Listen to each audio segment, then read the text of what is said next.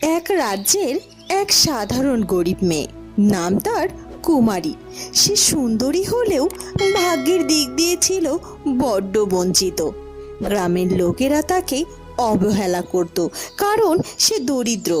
বাবা মা আত্মীয় বলতে কেউ ছিল না তার। একেবারে অনাথ বলেই সবাই তাকে বোঝা মনে করত। শোন বাপু, তোকে কিন্তু আমি বিনা পয়সায় 3 বেলা খাবার দিতে পারবো না। যদি আমার বাড়ির কাজগুলো ঠিক মতো করতে পারিস তবে 1 বেলা খেতে দেব তোকে। ঠিক আছে গিন্নিমা, আমাকে আপনি 1 বেলা খাবার দিলেই আমার চলবে। ঠিক আছে, যা তাহলে রান্নাঘরে গিয়ে রান্নাটা চাপিয়ে দেখন। এরপর কুমারী মোরল গিন্নির কথা মতো মোরল গিন্নির রান্নাঘরে গিয়ে কাজ করতে থাকে। মোরল গিন্নিমা আমায় যতই কাজ করাক না কেন, সে যদি আমায় 1 বেলা খাবার খেতে দেয় তবু আমি এই বাড়িতেই আসবো। আসলে এই বাড়িতে আসার উদ্দেশ্য আমার শুধু খাওয়া নয় যে, মোরল কর্তার একমাত্র ছেলেকে এক নজর দেখা। তাকে এক নজর দেখলেই তো সারাটা দিন আমার আর খিদেই লাগে না। কি জানি কি আছে তার মধ্যে। রান্নাঘরে কাজ করতে করতে কুমারী এসব কথা বলতে থাকে।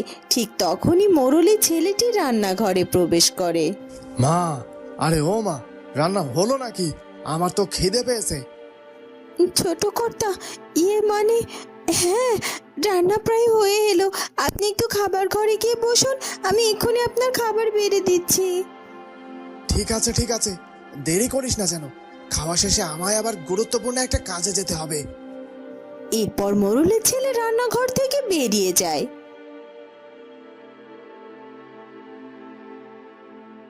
ইস, একটা নজর তাকে দেখবো বলে সারাটা দিন মোরল বাড়িতে কাজ করি। মোরল গিন্নি কত কষ্ট দেয়, না খেতে দিয়ে আমাকে সারা দিন কাজ করিয়ে নেয়। কোনোদিন তো একেবারেও খেতে দেয় না। তবু আমি এখানে কাজ করতে কত ভালোবাসি, শুধুমাত্র এই মানুষটার জন্য। আমি সুমনকে খুব ভালোবাসি, কিন্তু কোনোদিন কি বলতে পারবো তাকে এ কথা? কোনোদিনও কি এই কুমারীর ভালোবাসা সার্থক হবে? মনের কোণে সুপ্ত ভালোবাসা জমিয়ে রেখেই দিনের পর দিন পার হয় কুমারীর।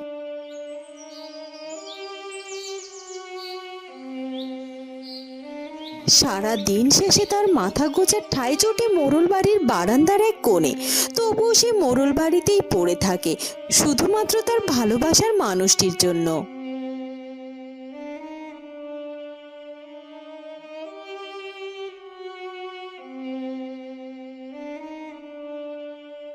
আরে এই কুমারী, আজকে কিন্তু অনেক রকম রান্না বান্না করতে হবে। একা একা সব করতে পারবি তো নাকি? দেখিস বাপু, পরে আবার হিমশিম খেয়ে কুটুমের সামনে আমাদেরকে অপমানিত করিস নে। বাড়িতে আজ নতুন অতিথি আসছে। আপনি কোনো চিন্তা করবেন না গিন্নিমা, আমি সবটা সুন্দর মতো সামলে নেব। আপনার আত্মীয় স্বজন আসার আগে আমি সব পদের রান্না সেরে ফেলবো। ঠিক আছে ঠিক আছে, ঠিকঠাক মতো সবটা করলেই হলো। হ্যাঁ গিন্নিমা, কিন্তু আজকে কারা আসবে বাড়িতে বলুন না।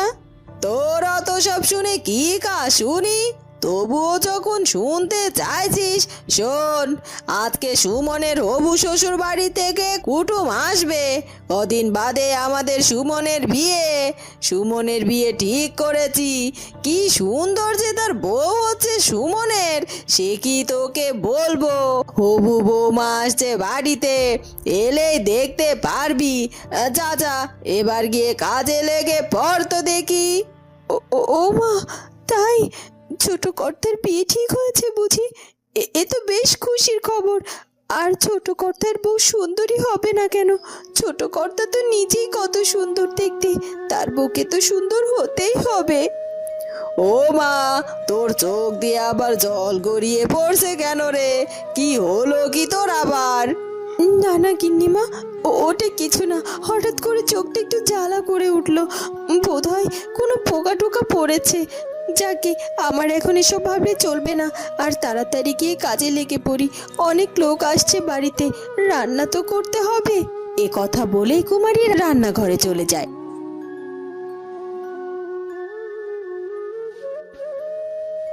রান্নাঘরে গিয়ে সবার চোখের আড়ালে একা একাই কাঁদতে শুরু করে। ছোট কর্তার বিয়ে ঠিক হয়ে গেল। ছোট কর্তা অন্য কাউকে বিয়ে করতে যাচ্ছে। তবে আমি আর এ বাড়িতে থেকে কি করব? যার জন্য এই বাড়িতে এতদিন পড়ে থাকলাম সেই তো জন্য কারো হতে যাচ্ছে। আজকের কাজটা শেষ করে আমি এ বাড়ি ছেড়ে চলে যাব। যেই কথা সেই কাজ। এরপর রান্না বান্না শেষ করে হাতের কাজ গুছিয়ে রেখে কুমারী মোড়ল বাড়ি থেকে বেরিয়ে পড়ে।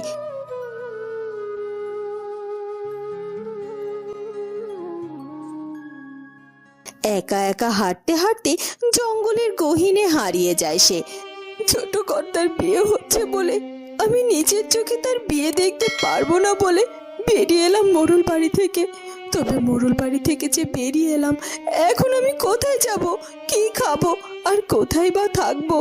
আমার যে মাথা গজার ঠাইটুকুও নেই। তাহলে কি আবার আমাকে মোড়ল বাড়িতে ফিরে যেতে হবে? অনেকটা সময় ধরে কান্নাকাটি করার পর হঠাৎ সে দেখতে পায় সেখানে অনেক ফুল গাছ। ও মা, এখানে তো দেখছি অনেক ফুল গাছ। এতক্ষণ ধরে এই ফুলগুলো তো আমি খেয়ালই করিনি। অন্য মনস্ক হয়ে অন্য চিন্তায় ডুবে থাকলে খেয়াল করব কি করে যে আশেপাশে কি আছে? আচ্ছা, আমাদের বাজারে তো ফুল বিক্রি হয়, মালিরা তো ফুল নিয়ে বিক্রি করে, আর সেই ফুলগুলো দিয়ে বড় মালা, বর খাট আর বরের গাড়ি পর্যন্ত সাজানো হয়। আর মেয়েরাও তো শখ করে ফুল কেনে। তাহলে আমি যদি এখান থেকে এই ফুল নিয়ে গিয়ে বাজারে বিক্রি করি, তবে আমার ফুল নিশ্চয়ই লোকে পয়সা দিয়ে কিনে নেবে। হ্যাঁ হ্যাঁ, পেয়েছি। আমি আমার জীবন বাঁচানোর একটা উপায় পেয়েছি। এখন থেকে আমি এখান থেকে ফুল নিয়ে গিয়ে বাজারে বিক্রি করব। সেই পয়সা দিয়ে আমার পেট চলবে।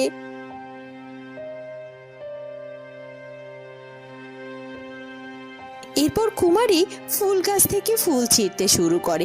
যে না সে একটি ফুল ছিঁড়ে নেয়। কে কে তুই? তুই আমার গাছ থেকে আমার অনুমতি ছাড়া ফুল ছিঁড়ছিস কেন? কে কে কে তুমি? তুমি তো একটি গাছ, আর এরকম একটা মানুষ হলে কি করে? আমি আমি মানুষ নই। আমি হলাম এই ফুলের রাজ্যের পরী। এই গহীন জঙ্গলে তো কেউ আসে না, আর এলেও আমার বাগান থেকে ফুল ছেঁড়ার সাহস তো তার হয় না।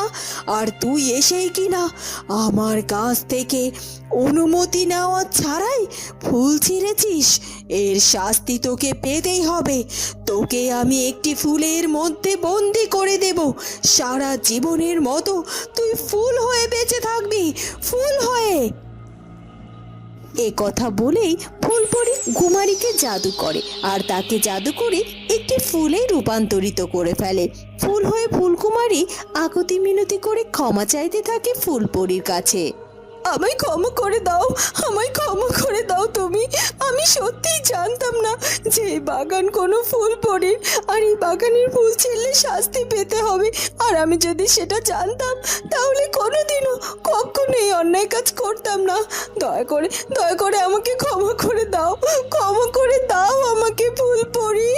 তুই লোভ করেছিস, তোর কোনো ক্ষমা নেই, কোনো ক্ষমা নেই। আমি লোভ করিনি, সত্যি বলছি। আমার জীবনটা যে বড় দুঃখের। আমার জীবন চালানোর জন্য শুধু আমি একটা বেঁচে থাকার উপায় খুঁজছিলাম আর কি। আর এটা যদি আমার অপরাধ হয়ে থাকে তাহলে আমি অপরাধী। এরপর কুমারী কাঁদতে কাঁদতে তার জীবনের সব দুঃখের ঘটনা ফুলপরির কাছে খুলে বলে। সব শুনে ফুলপরির মনও একটু শান্ত হয়। সে কুমারীকে তখন বলে, আহারে, তোর জীবনের ঘটনাগুলো শুনে সত্যি আমার বড্ড খারাপ লাগছে। সত্যি তো তুই কোনো অন্যায় করিসনি, কিন্তু ফুলপরি যদি কাউকে একবার শাস্তি দিয়ে দেয়, সেই শাস্তি যে তুলে নেওয়ার ক্ষমতা ফুলপরির নিজেরও নেই। আমি যে তোকে শাস্তি দিয়ে ফেলেছি, এখন তো আমার আর কোনো উপায় নেই। আমি নিজে তোকে এই ফুলবন্দি জীবন থেকে যে মুক্ত করতে পারবো না। যদি কোনো সত্যিকারের কেউ তোকে ভালোবাসে এবং তোর মায়ায় পড়ে, তবেই তুই মুক্তি পাবি। তোর এই জীবন থেকে। আর ততদিন পর্যন্ত তুই এখানে এভাবেই ফুলপরি হয়ে বেঁচে থাকবি। গহীন জঙ্গলে আমাকে কে খুঁজবে ফুলপরি? আমার আমার তো আত্মীয় স্বজন বলতে কেউ নেই, কেউ আমার খোঁজ করবে না। বরং আমি সবার জীবন থেকে হারিয়ে গেলে তো সবাই বেঁচে যাবে।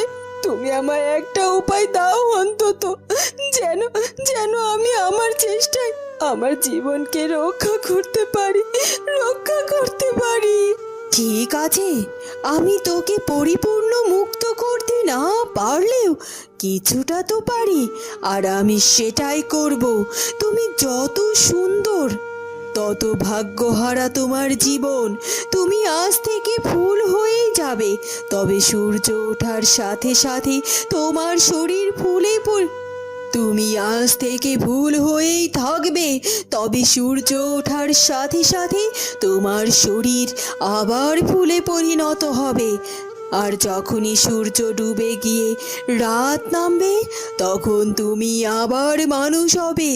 সূর্য ডোবার পর থেকে সূর্য উদয় হওয়ার আগ পর্যন্ত তোমার সময়। এর মধ্যে যদি তুমি পারো কোনো মানুষকে তোমার ভালোবাসার মায়ায় আটকাতে, আর সে যদি চায় ভালোবেসে তোমার সাথে সারা জীবনের জন্য থাকতে, তবেই তুমি মুক্তি পাবে তোমার এই ফুলবন্দি ফুলকুমারী হয়ে থাকা জীবন থেকে।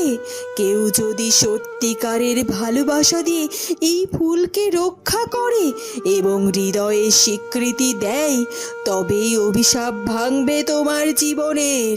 এ কথা বলেই ফুলপরি অদৃশ্য হয়ে যায়। ফুলকুমারী ফুল হয়ে গাছের ডালে দুলতে থাকে। আর তারপর যখন দিনের আলো কেটে যায়, রাতের আধার নামে, তারপর সে আবারও মানুষ রূপ ধারণ করে। আমি এখন কি করি? কে আমায় ভালোবেসে আমার এই অভিশপ্ত জীবন থেকে মুক্ত করবে? সুমন। আমি তো সুমনকে ভালোবাসি। সুমনকে একবারও বোঝেনি আমার মনের ভেতরে লুকিয়ে থাকা ভালোবাসার কথা। নিশ্চয় বুঝেছে কিছু না কিছু। আমি সুমনের কাছে যাব আর আমার ভালোবাসার কথা ওকে খুলে বলবো। সব কিছু শোনার পরও নিশ্চয় আমার অভিশপ্ত জীবন থেকে আমাকে মুক্ত করবে। এরপর কুমারী জঙ্গল থেকে তাড়াতাড়ি করে চলে যায় মোড়ল বাড়িতে। মোড়ল বাড়ির অন্দরমহলে মোড়ল গিন্নি আর সুমন উপস্থিত ছিল। আর সবাই কুমারীকে দেখে অনেক বেশি রেগে যায়। কিরে কুমারী, রান্না বান্না সেরে তুই কোথায় হাওয়া হয়ে গিয়েছিলিস বলতো? আত্মীয় স্বজন এসেছিল, তাদের আপ্যায়ন করতে আমাকে কত কষ্ট করতে হয়েছে। তুই না বলে এভাবে কোথায় চলে গিয়েছিলিস? কুমারী কারো কোনো কথার জবাব না দিয়ে সোজাসুজি সুমনের সামনে গিয়ে দাঁড়ায় আর সুমনকে গিয়ে তার ভালোবাসার কথা জানিয়ে দেয়। কুমারীর কথা শুনে সুমন যেন আকাশ থেকে পড়ে এবং উপহাসের মতো হেসে সে কুমারীকে জানায়, কি ভাবছিস? তোর মতো ছোট লোক ঘরের মেয়ে ভাবলো কি করে যে তুই আমায় ভালোবাসলে তোর ভালোবাসার ডাকে আমি সাড়া দেব? আর যত সব আজগুবি গল্প বানানোর জায়গা পাসনি, তাই না? কি সব ভুলভাল কথা বলছিস? তুই ফুলবন্দি হয়ে আছিস, ফুলকুমারী হয়েছিস, হ্যান ত্যান আরো কত কি। এইসব নাটক অন্য কোথাও গিয়ে কর। আর হ্যাঁ, আজকে এই মুহূর্তে বাড়ি থেকে তুই বেরিয়ে যা, আর যেন এই বাড়ির চৌকাঠে তোর পা না পড়ে। ফুলকুমারী ভীষণ কষ্ট পায় তার ভালোবাসার মানুষের মুখ থেকে এই কথা শুনে। তারপর সে কাঁদতে কাঁদতে মোড়ল বাড়ি থেকে বেরিয়ে পড়ে। ফুলপরি তো আমায় অভিশাপ দেয়নি, বরং তিনি আমায় এই অভিশপ্ত জীবন থেকে মুক্তি দিয়েছে। এরকম জীবন নিয়ে বেঁচে থাকার থেকে ফুল হয়ে ফুলবন্দি হয়ে ফুলকুমারী হয়ে সারা জীবন হাওয়ায় দোল খেয়ে বেঁচে থাকাটাই অনেক ভালো। আমি আর চেষ্টা করব না ফুল থেকে মানুষ হওয়ার। এরপর কুমারী আবারও হারিয়ে যায় জঙ্গলের গহীনে। তারপর সে সারা জীবন ফুলকুমারী হয়ে বেঁচে থাকে। ধীরে ধীরে মেয়েটি দিনের বেলায় এক ফুল গাছে ফুল হয়ে ঝুলে থাকে। সবাই তাকে ভুলে যায়, কেবল রাতেই সে ফিরে আসে মানুষের রূপে। তখন জঙ্গলের এখানে ওখানে ঘোরাঘুরি করেই সময় কাটায় সে। এভাবেই জীবন পার হয় তা। কিন্তু অভাগী ফুলকুমারী তো আর জানতো না যে এক রাজকুমারের আগমন তার জীবনকে বদলে দিতে পারবে কোনো একদিন। বুঝলে সৈন্যরা, রাজপ্রাসাদের চার দেওয়ালে বন্দী হয়ে থাকার চেয়ে ভিন্ন রাজ্যে ভ্রমণ করা অনেক ভালো। এতে জ্ঞানের বিকাশ ঘটে। হ্যাঁ রাজপুত্র, আপনার সঙ্গে আমাদেরও রাজ্য ভ্রমণ করতে ভীষণ ভালো লাগে। শুনুন রাজপুত্র, এই জঙ্গলের গহীনে এক জায়গায় দারুণ সুন্দর একটা ফুলের বাগান আছে।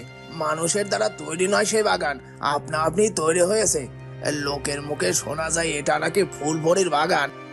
আচ্ছা, তাই নাকি? চলো তাহলে আমরা আজ ওই ফুল বাগানটিতে ঘুরে আসি।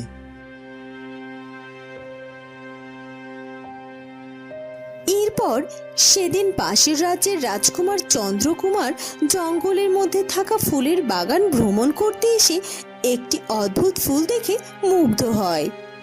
এই চমৎকার দেখতে ফুলটির নাম কি বলো তো? তোমরা কি জানো এই ফুলের নাম? কি সুন্দর সুবাস এই ফুলের! আমি তো আগে কখনো এই ফুল দেখিনি। না না রাজপুত্র, আমরাও এমন ফুল আগে কখনো দেখিনি গো। এই ফুলটা যখন অচেনা, তখন আমি এই ফুলটিকে আমার রাজ্যে নিয়ে যেতে চাই। আমার রাজপ্রাসাদের রাজ উদ্যানে এর ঠাঁই হোক। তোলো, এই গাছটিকে মাটি সহ উপড়ে তোলো, তারপর এটাকে আমি আমার সঙ্গে আমাদের রাজপ্রাসাদে নিয়ে যাব। ভেবেছিলাম আমি কোনো কথা বলবো না, চুপটি করে থাকবো, কিন্তু এখন যে আমায় কথা বলতেই হবে এদের সাথে, নয়তো এরা যদি এই বাগানের গাছটা উপড়ে নিয়ে যায় তাহলে তো ফুলপরি নিশ্চয়ই রেগে যাবে, আর এই রাজপুত্রকে নিশ্চয় আমার চেয়েও বড় কোনো শাস্তি দেবে। না না, অযথা কাউকে শাস্তি পেতে দেব না আমি। থামো থামো থামো, তোমরা দয়া করে এই বাগান থেকে কোনো গাছ তুলো না, তোমরা দয়া করো। কে কে কথা বললো? আমি গো, আমি ফুলকুমারী। আমি এমন ফুলকুমারী ছিলাম না গো, আমি আগে শুধু কুমারী ছিলাম, মানুষ কুমারী। আমি এই বাগান থেকে একটি ফুল ছেঁড়ার অপরাধে আজ ফুলও বন্দি হয়ে গেছি। আজ তোমরা যদি গাছ তুলে নাও তবে তোমরা বোঝো ফুলপরি তোমাদের কত বড় শাস্তি দিতে পারে। কি বলছো কি? তুমি মানুষ ছিলে আর ফুলপরির শাস্তিতে এমন ফুল হয়ে গেছো? তবে তোমায় মুক্তি করবার কোনো উপায় কি নেই? না না, এই সামান্য অন্যায়ে তোমাকে এত বড় শাস্তি ফুলপরি দিতে পারেন না। কোথায় সেই ফুলপরি? আমি ফুলপরির সাথে কথা বলবো, তোমায় মুক্ত করবার জন্য অনুরোধ করব তাকে। ফুলপরির সাথে কথা বলে কোনো লাভ নেই, আমি এখান থেকে কখনো কোনো দিনও মুক্ত হতে পারবো না, কারণ আমার মুক্ত হওয়ার পথ যে বন্ধ। আমার যে ভালোবাসার মতো কেউ নেই, তাই আমি কখনো কোনো দিনও এখান থেকে মুক্তি পাবো না, কখনোই না। এরপর ফুলকুমারী রাজপুত্র চন্দ্রকুমারকে তার জীবনে ঘটে যাওয়া সব ঘটনা খুলে বলে। তারপর রাজপুত্র চন্দ্রকুমার রাতের আঁধারের জন্য অপেক্ষা করতে থাকে। দিনের বেলায় ফুলের সৌন্দর্যে সে আকৃষ্ট হয়, আর রাতে যখন মেয়েটি মানুষের রূপে ফিরে আসে তখন তার সৌন্দর্য দেখে চন্দ্রকুমার আরো মুগ্ধ হয়ে যায়, আর প্রথম দেখাতেই ফুলকুমারীকে সে ভালোবেসে ফেলে। তোমাকে আমি তোমার এই অভিশপ্ত জীবন থেকে মুক্তি দিতে চাই ফুলকুমারী। আমি তোমাকে এখন থেকে আমার রাজপ্রাসাদে নিয়ে যেতে চাই। আমি তোমায় ভালোবেসে আমার জীবন সঙ্গী বানাতে চাই। তাতেও যদি ফুলপরির আপত্তি থাকে তবে প্রতিদিন এই বাগানে এসে এই ফুল গাছের পাশে দাঁড়িয়ে থাকবো, তোমায় পাহারা দেব, ঝড় বৃষ্টি থেকে ফুলকুমারীকে আগলে রাখবো। তখনই ফুলপরি সেখানে এসে হাজির হয়। শেষ পর্যন্ত ফুলকুমারীকে ভালোবেসে কেউ একজন তাকে আপন করে নেওয়ার প্রস্তাব দিয়েছে, আর তাই তার সেই ভালোবাসায় আজ অভিশাপ ভেঙে দিল ফুলকুমারীর জীবনের। যাও ফুলকুমারী, তুমি তোমার ভালোবাসার মানুষের হাত ধরে সুখের জীবনের দিকে এগিয়ে যাও। তুমি আজ থেকে মুক্ত, তোমাকে আর ফুলবন্দি হয়ে থাকতে হবে না। আজ থেকে তুমি ফুলকুমারী নও, তুমি যে মানুষ কুমারী, তুমি মুক্ত, আর তুমি তোমার জীবনে সঠিক ভালোবাসার মানুষ পেয়েছো, আর তোমার কিচ্ছু দরকার নেই। এ কথা বলেই পরীটি সেখান থেকে অদৃশ্য হয়ে যায়। সত্যি সত্যি রাজকুমার, আজ আজ আপনার ভালোবাসার কারণে আমার জীবনের সমস্ত অভিশাপ কেটে গেছে। আমি আবার মুক্ত হতে পেরেছি, আর আমি তো কখনো কোনোদিনও ভাবতে পারিনি যে সত্যি কেউ আমাকে এভাবে ভালোবাসবে। সত্যি সত্যি আমি আপনাকে পেয়ে মহাধন্য রাজকুমার, মহাধন্য। ফুলকুমারী আবারও স্থায়ীভাবে মানুষের রূপে ফিরে আসে। রাজপুত্র চন্দ্র কুমারীকে নিয়ে রাজপ্রাসাদে যায়। কুমারীর ফুলকুমারী হওয়া জীবনকে ধন্য ধন্য বলতে থাকে। আর এদিকে ফুলকুমারী রাজপ্রাসাদে এসে রাজপুত্রের সঙ্গে সুখে শান্তিতে জীবন যাপন করতে থাকে। বন্ধুরা, কেমন লাগলো আমাদের আজকের গল্পটি? যদি